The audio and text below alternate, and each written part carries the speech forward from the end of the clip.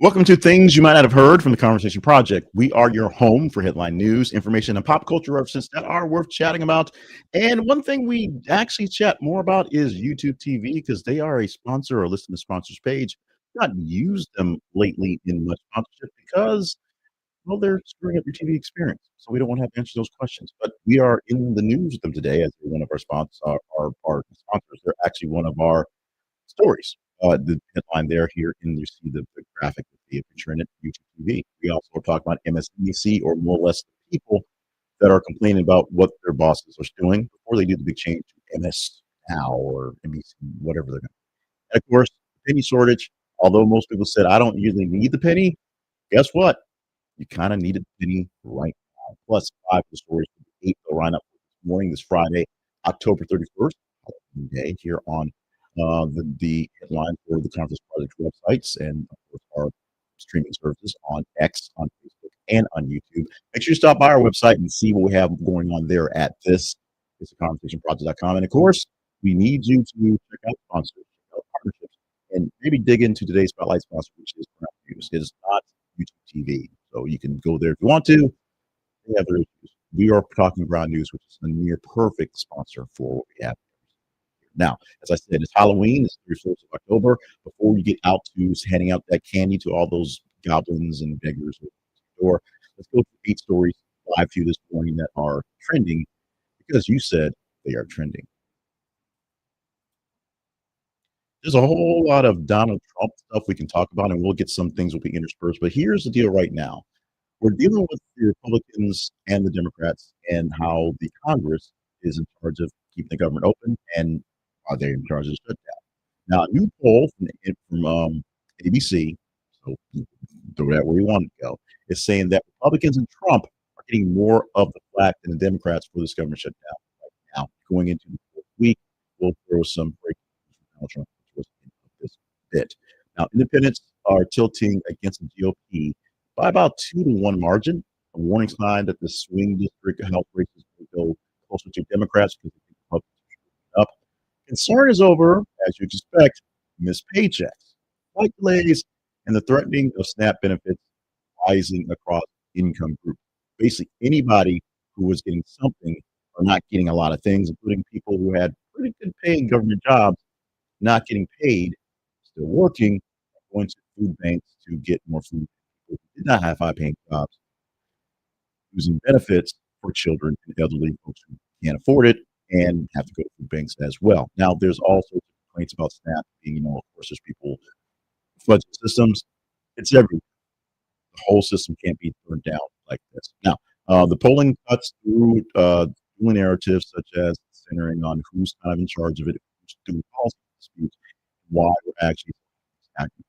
Both parties will have to retool messaging with this poll or polls like these as to go into a deeper cut. Now, the longest shutdown in modern history, owned by Donald Trump, 47, I believe is 45, 47 days. Day 31 is today. So we are about 15, 14, 12, whatever. We are in double-digit range of hitting that actual. We're all having to have like a 100-day shutdown. But within about 2 weeks, we will hit the mark of the latest one. I think Donald Trump knows that, which is why he has asked the Republicans, Congress specifically, Republicans that are in charge, to kill the filibuster. Trust me, we've talked about this before. The filibuster is something that, while it may seem like some magical piece of constitutional history, it's not. It was created essentially to stop the equal rights bills and voting for Black people. We push that back a little bit. So, a thing that didn't really exist in the original intention of the Constitution is something that Republicans hold on to because they can use it to not vote for things they want to vote for. Trump now saying it's not worth it. Let this thing open up. We'll see if Republicans will relinquish on that one because that's when they fought for a while. There's been a big blow up by Democrats to blow up the filibuster, and they try to in cases, but it has been safe from things. For myself, I believe it's sort of a noble gesture when used properly. But since it's never used properly, it's basically always used for ill and not for good. We'll see what happens to the filibuster, which was not a part of the thought process of the founding fathers, will stick around anymore.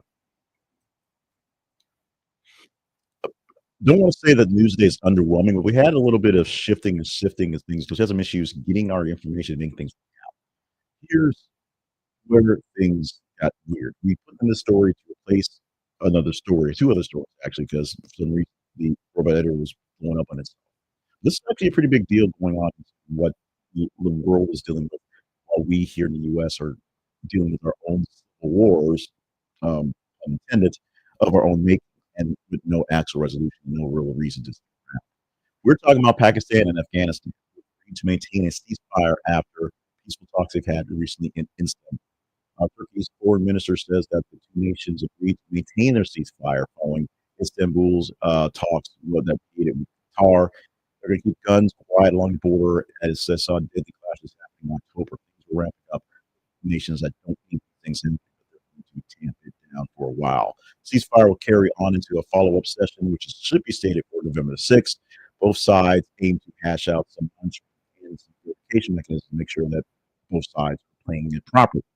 In context, Istanbul found follower Doha brokered truce and several days of hardline meteoric there at some point. They needed to basically come to what was going to go forward. Pakistan's defense minister warned up to an open war if the talks were failing. So, because both sides were looking at people sort of sneaking around and getting past what troops they had to come together. Right now, things seem fine. We'll know more if things get better in a week. Istanbul, the regional outlet says the core dispute remains Pakistan's demand that will reign in the Pakistan Taliban. They claim that Taliban rejects Taliban. If both governments say the ceasefire largely held throughout the week. This is good diplomatically for all folks there, and we don't get involved in. We may not be in the biggest, not the biggest supporters, been biggest support right now in this area for a lot of reasons. But right now, one more thing to actually have to either try to ignore because it's bigger to deal with, or try to deal with because that's what we do, is something we can live without. So having a nice little ceasefire between Afghanistan and Pakistan would be great. I guess this counts as one of the wars that Trump fixed. Apparently, it's no longer fixed. The Heritage Foundation is defending Tucker Carlson, or at least the president of this group is. After he did an interview with Denier and Fuentes, Heritage's president said that the think tank won't cut ties with Tucker.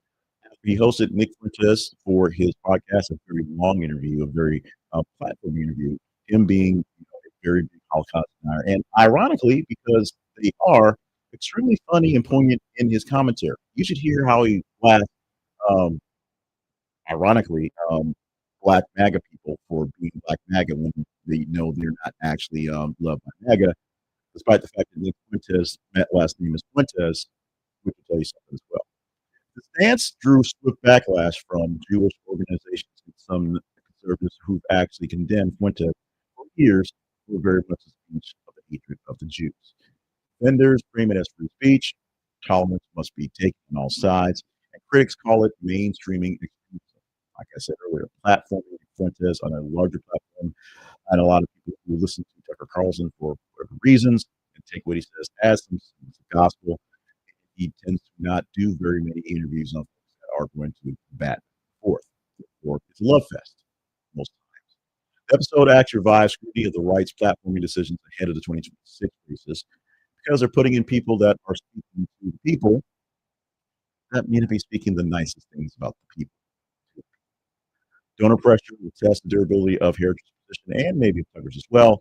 But right now, the Heritage Foundation is still going to keep Tucker on the payroll, still keep him speaking at places, still keep him around because he's kind of important. As I left work very late yesterday evening for some last minute meetings that I didn't while I was showing regardless, I turned on the radio and CNN and the news report, and what they were chatting up was the breaking news of the afternoon there, the evening here by the time I got maybe morning times of King Charles kicking Prince Andrew to the curb, sort of. King Charles III has removed Andrew's remaining titles and ordered his eviction from the Royal Lodge, a big step towards trying to fix the falling off from Epstein. Now, with the new biography or new biography that's out, it's autobiography in a sense, but it's a posthumously from who was, brutalized by Andrew at a very young age, and he died out of the way. It comes to light with other things that maybe if Epstein files are released, we'll know more about what he did. We believe Buckingham Palace was a bit more about what's going on, but just was tired of dealing with Andrew's BS and had some victims, so the Crown needed to push him aside. So here's what's going on. He's going by his actual name, Andrew Mountbatten Windsor. That's their actual name, Andrew Windsor. That's basically what the Princess Harry and the other guy's last name is. I don't know why I'm because it's not married Meghan Markle apparently. Um, but their actual name is when they were in the military, they were Lieutenant Windsor because that's their real name. He won't be known as Prince or Duke or anything going forward. Expect to relocate to a home that is away from Windsor Great Park. Essentially, he's going to live in the backyard, the garage, if you will, of his big brother's house that he owns out in the country, about 100 miles outside London. He'll probably still get a bit of a stipend going forward. He hasn't got much from the royal family because he's been leading duties from his last big chat about so how he'll make his living, live whatever he's living in his brother's line. So there's that going on. Now, royal watchers said the move is unprecedented in modern times, and they actually submit his actual exile from what does that mean legally for Andrew? Don't know. What does that mean publicly for how we see the royals and how we see them? Don't know quite yet. It's a brand new world, a brand new life for one Mountbatten. Pause for the news for just a moment. Four stories down, four to go for this Friday, this Halloween. Nothing all that spooky, but we do have some stories coming up that are a bit disturbing. So, a bit of a trigger warning, much like the last story. But we need to do what we need to do. Now we'll do talk bigger into this. More detail on this at the end of the show. We get too long.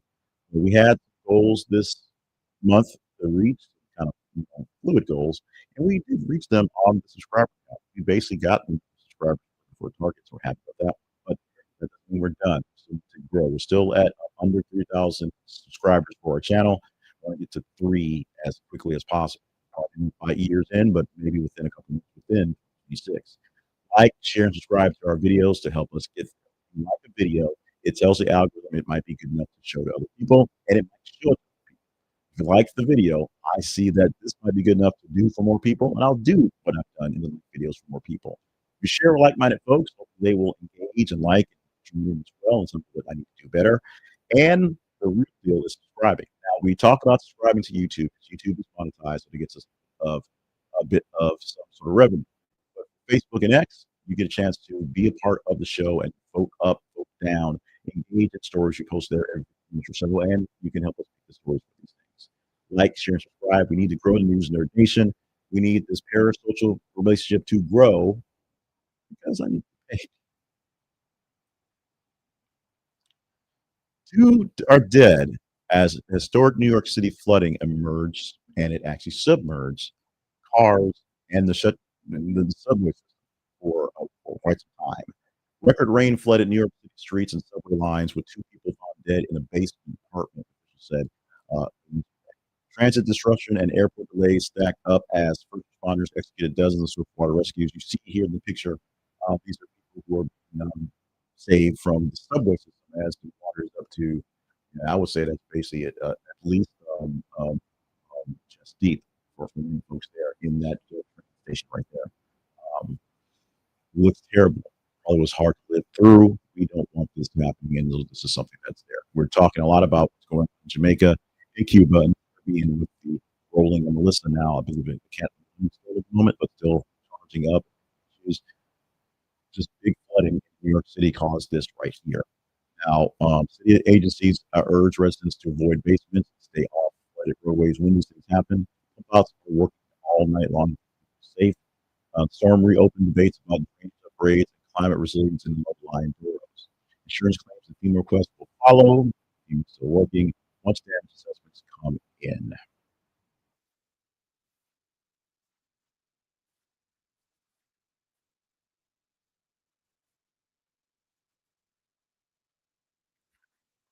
Quick hydration break as we transition to the next story. And this is why we don't talk YouTube TV very often lately.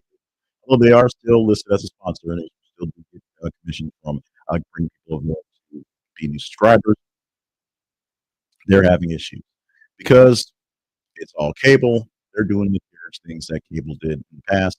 TV is now getting bitten because one network actually pulled the plug. At least at the moment, we'll see if this will change within a couple of days. That being the Disney networks. So at the moment, as I speak these words, ABC, ESPN, FX, Nat Geo, and stations like that have been pulled off of TV after the carriage talks collapsed at the deadline for this basically today. Blackout affects live sports, ABC stations, and news program heading into heavy fall schedule. The SEC and ABC is going to be a problem tomorrow because here we don't have ABC or many places. I'm paying for the ESPN app. I think I'll be covered by football, but we will see. YouTube TV says it will offer some credits to people who are not getting what they think they're paying for. Disney is steering gears to all providers and their streaming apps because they have them there. You don't get your ABC or from your affiliate locally. Why not check it out on Disney, Hulu, ESPN Plus, Peacock? Whatever it is. So whatever. The standoff underscores rising fees for sports rights and the bundle economies and streaming. The reason why those players get paid money is because the cable operators are in this space now. The streaming operators are paying a lot of money to get those eyeballs in. Problem is when they still have to share some revenue, like they're on a regular TV affiliate, they have to be bundled on something else. Do live TV, it becomes an issue. Hardball ads and crawls about this are already out there. In fact, there's also some about whoever covers News Nation on their commercials. But I've seen commercials on ABC and Disney on YouTube TV saying, "Hey, you may lose this going on." We had big deals moving forward for Fox, who found a way to fix their thing at the beginning of this year as football season began. And these things aren't going away because it's cable all over again. They're fighting over fees, fighting over money, have a right to do it in the business sense, but they also should be providing content that we want to have. So they should figure it out and not be so greedy. Just need to say you're not working for the companies that are trying to be so greedy. And MSNBC hosts, while still MSNBC, are calling out its parent company, that's Comcast, for donating to Trump's Mar-a-Lago ballroom events. Multiple MSNBC anchors criticized Comcast on air after reports of a donation tied to Trump's ballroom renovation came to light. The unusually intra-company rebuke spotlights newsroom corporate tensions during a hyper-political cycle. Comcast hasn't detailed what the donation is, like the amount, conditions, afterward. PR teams are now facing questions on editorial independence. If you're paying all this money to a guy who is doing what he can to block access to the media, to have his big lavish ballroom that he wants, what are we getting in return? That's the question we ask about all the donors, all the people putting up things, including the man who gave $130 million to pay military paychecks for a full cycle. What do we want in return? Watchdog filings and shareholder letters were famous come out saying, "Hey, Comcast, what's the dealio?" Well, media brands and episodes of like this case study on your transparency versus corporate. Now, MSNBC, whatever it'll be called in a few weeks, is they're basically anti-Trump, and it is. So we'll go with that. But if the parent company of this channel, while they're still under their control, is doing what it can to replace the president, becomes an issue for the people who have to bash the president to have to bash them. This one's obvious.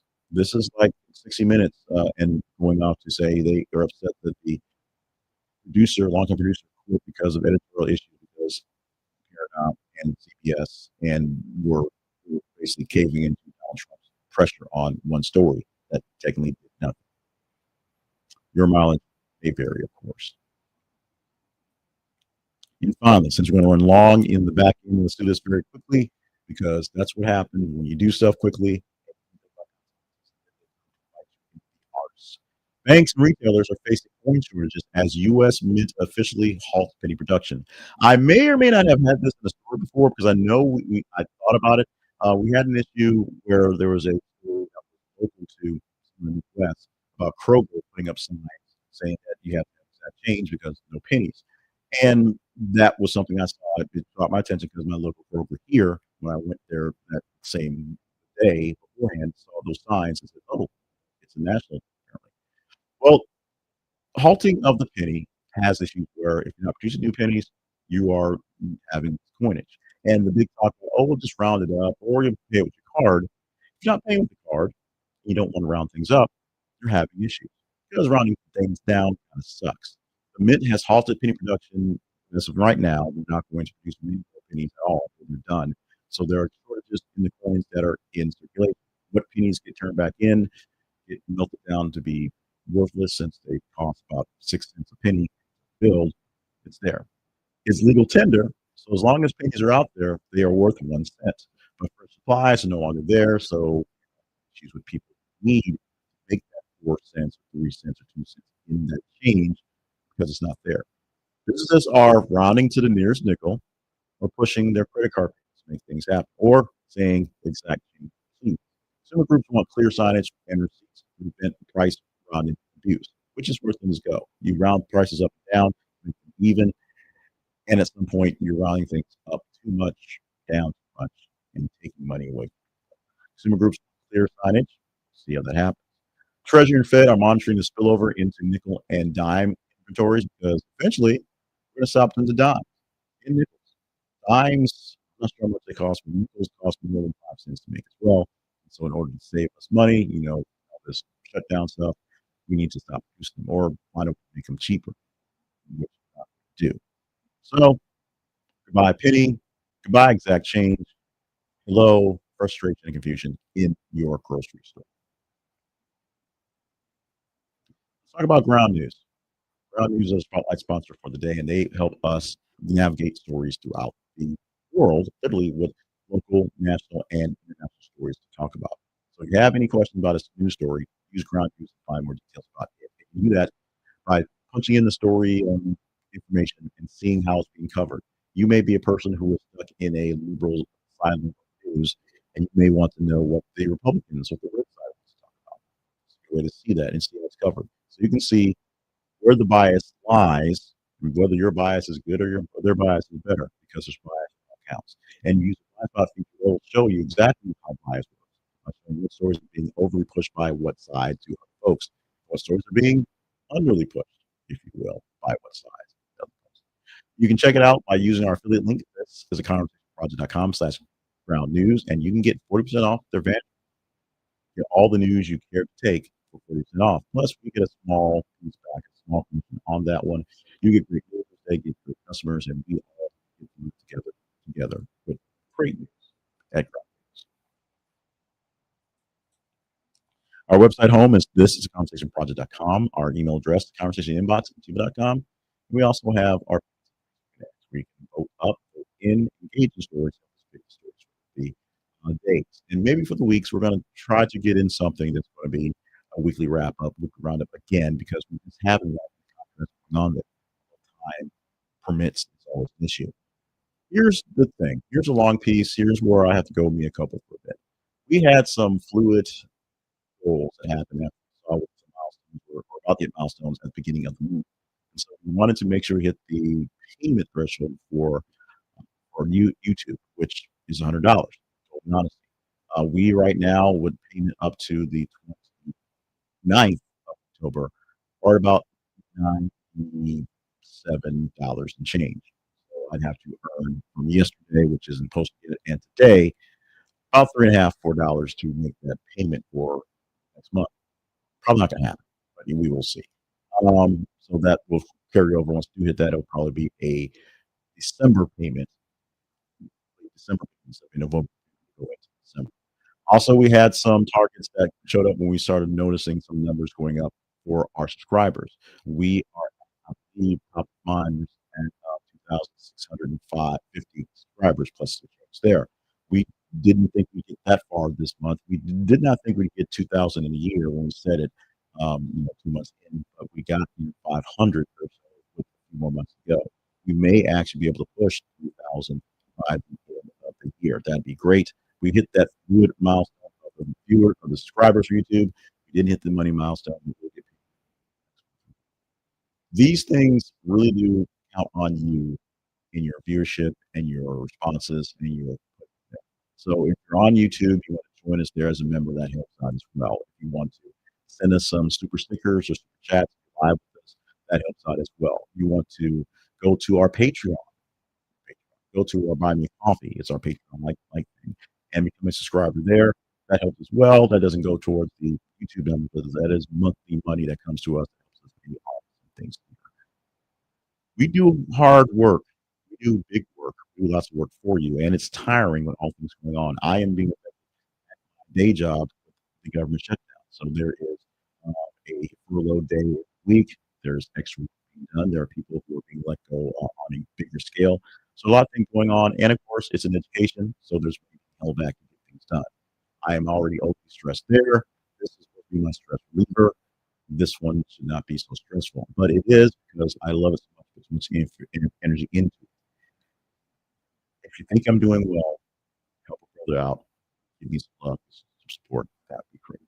Today, Friday, October 31st edition, 2025 of Things You Might Have Heard. Thank you so much for being with us. We went a little long, not too long, but long enough. We love you guys. I love this for you, with you, and so we want to keep doing it. So there's a way I could, put up, go through a bunch of different sites and pull random stories for my own purpose. It's crazy. So we share with you in a dialogue so we can have conversations and do stuff together. We need you to do stuff with us more and just join in on this parasocial relationship that we have together. We will we will reconvene. We will get through the weekend. Come Monday, assuming nothing crazy happens, I'll have another edition of this with 10 stories because we have 2 extra days, so 2 extra stories that you deem conversation while we're chatting up so we can be better people with conversation with each other. We'll see you Monday.